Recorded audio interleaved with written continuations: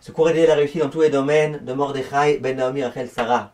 Chers amis, quelqu'un a été posé la question au Rav Avigdor Miller, qui était un très grand sage. Il lui a dit, qu'est-ce que je fais? J'ai envie de devenir un géant, un gaon en Torah, un tzaddik en bonnes actions, en maasim tovim. Mais je vois que j'arrive pas. Je vois que je suis pas si géant que j'aimerais l'être. Et je vois qu'à chaque fois je tombe. Et je vois qu'à chaque fois je réussis pas. Comment on fait pour réussir à adapter ces aspirations qui sont quelquefois très élevées à la réalité dans laquelle on vit? Et là, le Rav lui a dit quelque chose de fantastique. Il lui a dit, écoute-moi bien. Un homme qui a l'aspiration de devenir milliardaire. Il a tout fixé, tout décidé, il a mis en place un projet, etc. Il sort dans la rue, il voit par terre un billet de 20 shekels qui appartient à personne, qu'il a le droit de le soulever. Est-ce qu'il va le soulever ou pas? Bien sûr qu'il va le soulever. Même s'il est très riche, il va le soulever, cet objet. Ce billet de 20 shekels. Pourquoi? Est-ce qu'il pense que c'est ce billet-là qui va le rendre millionnaire? Lui, il est dans une aspiration de devenir millionnaire. Il a décidé qu'il deviendrait millionnaire. C'est pas ce billet de 20 shekels ou de 20 euros qui va le rendre millionnaire. Oui, mais il va malgré tout le soulever. Parce qu'il sait que 20 shekels ou 20 euros, ça a une certaine somme, importance, valeur, et donc il va le soulever. Viennent Chachamim et disent, le problème qu'on a très souvent, c'est qu'on veut être tellement grand, qu'on veut s'élever,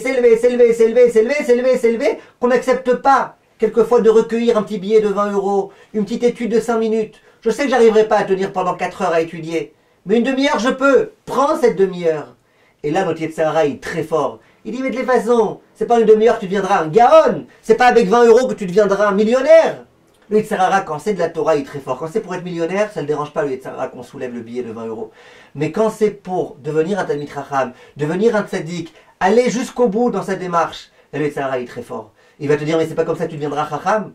Ok, t'as jamais le kavala dans ta tefila. Alors aujourd'hui, Zaramat, puisque t'es de bonne humeur, tu vas bien prier. Mais c'est du cinéma tout ça. Non, c'est pas du cinéma. Le problème, c'est qu'on n'est pas assez conscient de l'importance de toute petite dimension spirituelle. Si on savait combien chaque petit acte spirituel, il a de la force, il nous élève, il nous rapproche de Dieu, il nous permet de grandir, ça fait partie des choses qui nous permettront de grandir, eh ben, on serait beaucoup plus attentif à tous ces petits moments, même d'une seconde, dans lesquels on peut se connecter à Hachem, dans lesquels on peut étudier la Torah, dans lesquels on peut faire des actions positives qui nous rapprochent vers Akadosh Baruch Hu. Retenons bien cela, et c'est ça le chemin pour grandir, parce que les géants, eux aussi, ils ont eu des chutes. Eux aussi, ça a été difficile quelquefois. Simplement, leur force a été de malgré tout continuer ensuite, et ne pas se laisser impressionner par les chutes et les difficultés. Dans tous les domaines, c'est comme ça. Quelqu'un veut devenir comme le Baba Saleh, kadosh, très pur. Et parfois il tombe, parfois il regarde quelque chose de pas cachère. Et il se dit, ben voilà, bon, de toute façon je ne serai jamais le Baba Saleh. Peu importe. Aujourd'hui, maintenant, dans les un quart d'heure qui arrivent, tu arrives à faire attention à toi, à préserver tes yeux, à préserver ta pensée, à préserver tes actes, à préserver tes oreilles. Alors fais-le. Et ça a de l'importance aux yeux de Kadosh Baruch Hu. Kolto, mes chers amis.